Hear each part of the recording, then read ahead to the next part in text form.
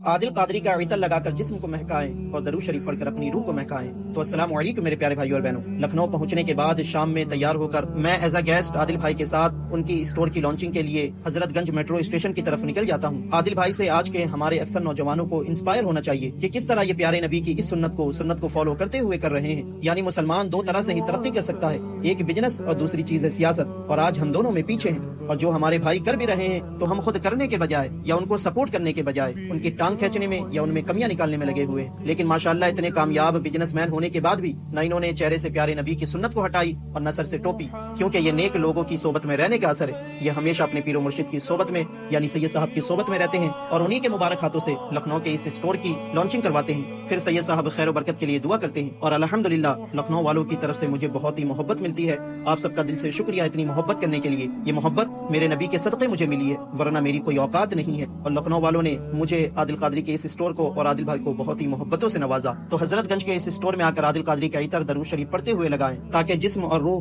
دونوں مہک اٹھے، کیونکہ خوشبو لگانا ہمارے نبی کی سنت ہے اور درود شریف تو خالق و مخلوق دونوں کی سنت ہے۔ اور ماشاءاللہ سے انڈیا میں کئی جگہوں پر عادل قادری کے کئی اسٹور کھل چکے ہیں، اور اس کامیابی کے پیچھے جو مجھے محسوس ہوا، کہیں نہ کہیں عادل بھائی کی ٹیم بھی اس کامیابی کی ایک بہت بڑی وجہ ہے، کیونکہ عادل قادری کی جو ٹیم ہے ایسی ٹیم بہت ہی کم لوگوں کو ملتی ہے جو اتنے خلوص کے ساتھ بنا جلن حسد کے کندھے سے کندھا ملا کر کام کرتی ہے، اور ایسی ٹیم انہیں ہی ملتی ہے جن کی نیت صاف ہوتی ہے۔ تو ہمیں بھی چاہیے کہ اگر ہمارا کوئی مسلمان بھائی آگے بڑھ رہا ہے تو اس سے جلنے کے بجائے ان سے انسپائر ہونا شروع کر دے۔ تو مسکرائیے، اب عادل قادری لکھنؤ میں بھی آ چکا ہے، کیونکہ مسکرانا تو جناب ہمارے نبی کی بہت ہی پیاری سنت ہے۔